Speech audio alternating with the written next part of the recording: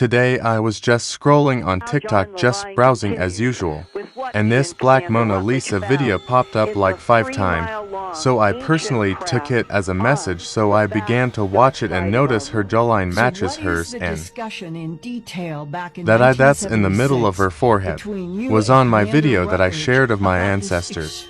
And as you hear in the video, her and the spaceship is 100 million or a billion years old. Farther lets me know the ancestors who appeared on my porch is ancient ancestors. Well preserved. And what is it that you're looking at first? Her skin was all intact, and she was wearing clothing, a dress of some sort, possibly a jumpsuit type of thing. And it seemed to be very much intact, no deterioration at all to speak of. What about those tubes on her face? Well, William Rutledge believed that they had to do with controlling the spaceship. That those tubes on her face were controlling from her mind this huge 3-mile-long craft, and she was the pilot, and the gray was like a co-pilot? Well, they had a control panel that looks like you put your hands on it, and apparently the controls, the ship's computer, interfaced directly with the pilots. Okay, and we saw that in Roswell. The 6-fingered panels. I've talked with both scientists and military people who have confirmed for me they've had their own hands in those panels from 47. There were 6 fingers on those particular beings. 5 fingers with opposing thumb.